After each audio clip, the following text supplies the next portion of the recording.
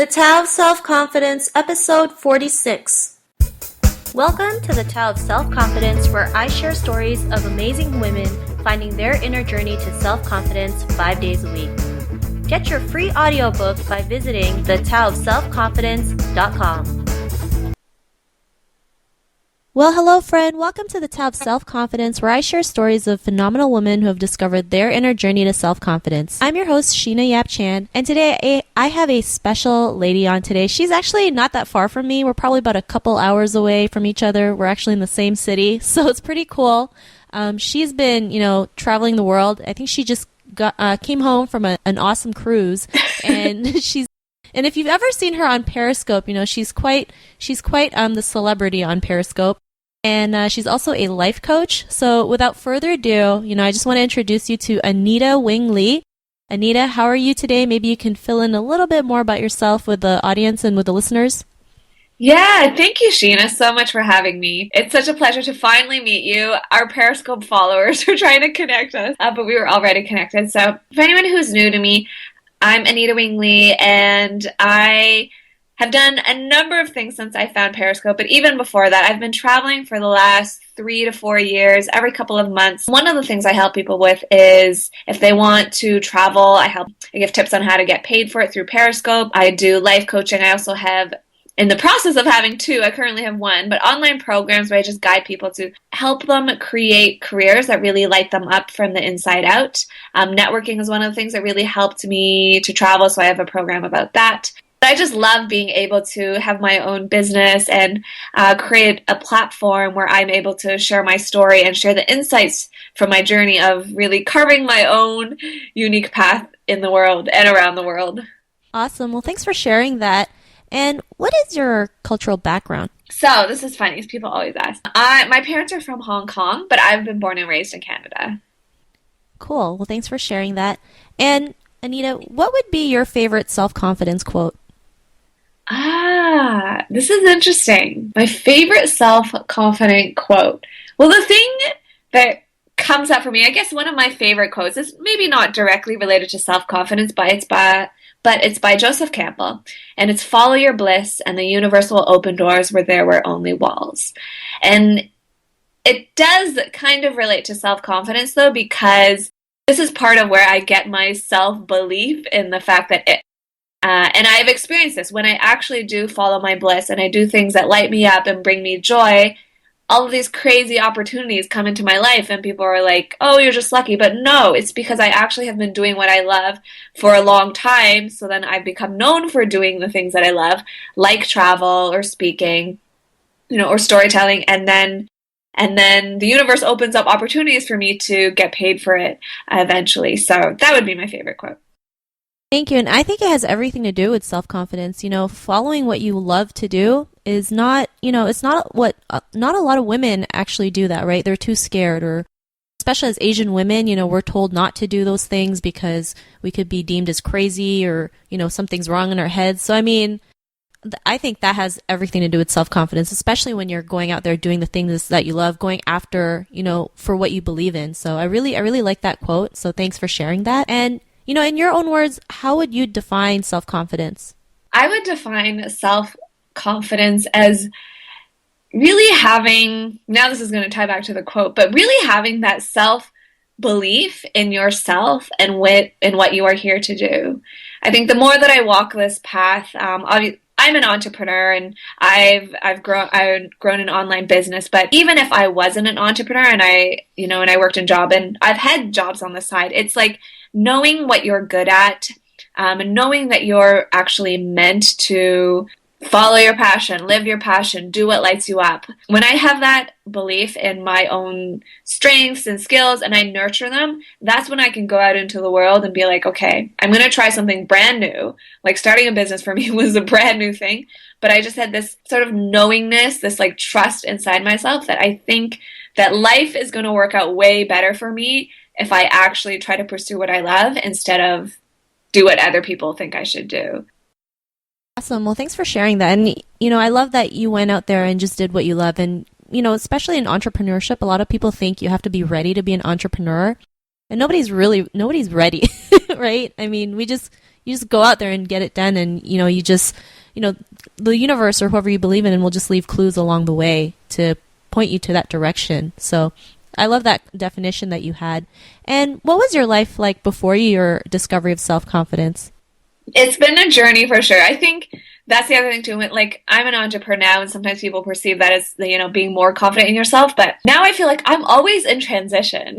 I'm always like transitioning from one thing to the other. But I think the journey to finding that self-confidence is definitely not something overnight. One of the reasons I'm really passionate about helping people who want to travel, whether that's getting paid for it or, creating their own solo adventure, is the fact that when I was in university, my first internship was a good internship by traditional standards. I was studying media, and I ended up working at a marketing agency. I was pretty proud of myself at the time because I was the only first-year intern out of 9 interns. Everyone else was an upper-year student. But that experience showed me that I don't think I want a life in an office. Like, that's just not for me. But because of that experience, the following summer, I thought, okay, I'm going to do whatever it takes to travel abroad. But it wasn't like I had a ton of savings for it. So I ended up, an opportunity presented itself, just like you were saying, the universe will leave clues. I ended up talking to a friend who had taught English in Italy. So I went to go do that. And it was an incredible experience. And that was actually the first time, though, that I met other 20-somethings in the world who had just been like, screw the traditional route. I'm going to do this thing, which is teaching English around the world, that lights me up, makes me happy, and allows me to just like bring that joy for life to every day. And so some of those people, this is almost 5 or 6 years ago now, some of those people are still traveling the world teaching. But these people were completely different from my classmates at home, the ones that were just like, let's get good grades, let's get a job. And that's it, rinse, repeat. These people were like, what's my next adventure? Where do I want to go next? And so travel was actually the beginning for me of seeing that there was a different way, that I could actually carve my own path, that I could live life differently, that I didn't have to do what everyone else back at home and, traditional like North American first world society was doing. I could do something different. And then as a result of that, I ended up going back out into the world for the following 3 summers in university, and just having more experiences like that where I was like, okay, I could do something different. I could actually be brave with my life. I could actually, I felt like travel helped me find wells of courage within myself that I didn't know that I had. And that was the beginning of like finding the self-confidence to, eventually at first it was just like, okay, let's go to Italy. And then it was like, I went to East Africa.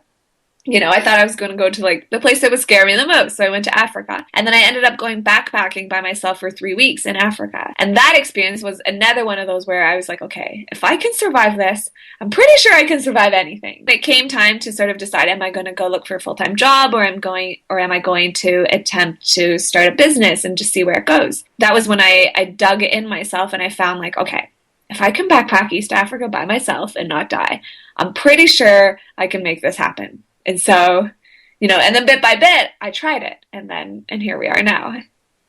Awesome. I love that.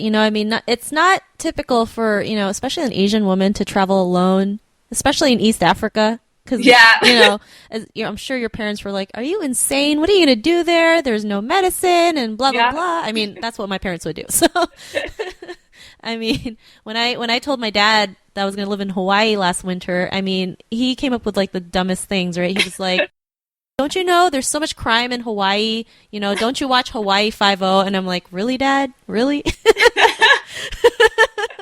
So, I'm glad you took that initiative to go backpack in East Africa, because, I don't even know if I can do that yet.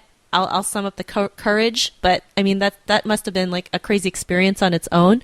Yeah. So I'm really glad you shared that. And, ever since you had your love for traveling and your passion for traveling, what's your life been like now?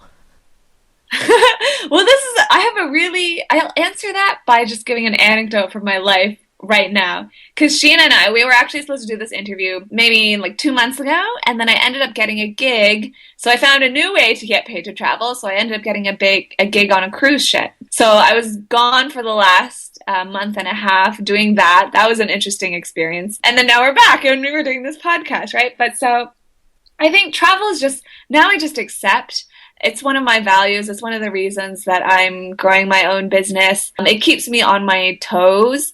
And whether I think I'm not someone who always wants to be on the road, I've discovered that about myself. It's about bringing that sense of adventure and awe for life to every day. So the big thing that I get from traveling, whether I'm traveling or not, is just like, can I wake up excited for the day? Can I be open to doing new things today that I hadn't done before? Can I let go of my plans and just see what this day will bring? And so, sometimes I am traveling, and then sometimes I actually really like being at home too. Awesome. Well, thank you. I know sometimes just being at home is nice, not have to deal with like time zones. Yeah. Some of the problems from traveling, I mean, good ones, of course, but especially when you like travel to Asia and it's like a 12-hour difference. Yeah, or Australia, and I'm trying to, book calls with people, and it's like 15 hours ahead. Yeah, it's insane. Well, Anita, to the listeners out there, right? They're listening to your story, they're inspired, they want to be able to do what most people would dream of, is to just travel the world and, live the life that they can create, but they don't have that confidence in them yet. What would be that one tip you would give to the woman who's listening to this on her journey to self-confidence? My tip would actually be to begin to spend time in your day, or at least in your week, nurturing your own passions, whatever that is. Like, even if it's just writing, you're like, what's the point? I'll never write a book, just don't even go down that rabbit hole. Just create a little space, like a little corner of your life where you just do the stuff that you love for the sake of it. And the reason I say this is because it's going to blossom. As you nurture that, it's literally like first of all, you're going to develop your skill in that realm, whatever it is. Even for me, what I have now, it was like this tiny, dinky little blog online, like nothing like some of what the travel bloggers, had even back then when I was following them. But it began to dip my toe into it. I began to learn about these like WordPress and little bits. So I know that whatever field that it's in, if it's like fashion or like essential oils, or it's like something really nerdy, if it's something really outdoorsy and you're like, oh, I'm never going to make a career out of this, whatever, I'll just sit and watch Netflix instead. Don't do it. Don't do that. Like, actually spend the time engaging in the stuff that you love and continue to do that. I guarantee that if you want to, at some point down the line, you can make that your living. But you've got to give yourself permission to actually just enjoy the things that you love. I think that's the biggest thing that stops people, because, and you're going to build confidence to be able to carve your own path too, because like, even if it was knitting, like the most random thing, well, if you actually keep engaging it, you're eventually going to meet other people who do it, or maybe you'll begin to show up to events. You'll begin to get encouraged. People they'll like buy your stuff, and you never know. And maybe you start it. Next thing you know, you start an Instagram or like your Periscope account, doing what it is that you love, and that will open so many doors for you. But you can't see them yet until you begin to start engaging in it. So that's the big thing. And once you engage in it, you're going to build that belief in yourself too. You're going to realize like, okay, like I'm actually good at this. I actually have something to offer people. And maybe you won't see it right when you start, but I guarantee, like, if you actually spent, the next 90 days, like 30 minutes, or even just super simple, like once a week, you spent an afternoon doing the thing that you love, like, you'll get clarity on, first of all, if you want to pursue it or not, but then maybe you'll get really good at it, and you'll begin to like find a way to help other people with it. And that's when doors will open for you to eventually make a living off of it if you want.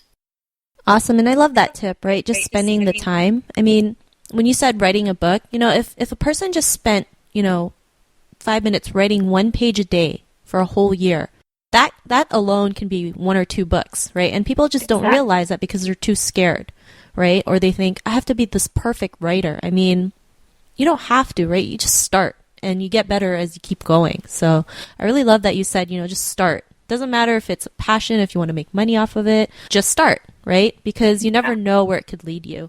And Anita, if our listeners wanted to get to know you a little bit more about you and your services and what you do, is there any websites that you have, any social media profiles? I know you're huge on Periscope.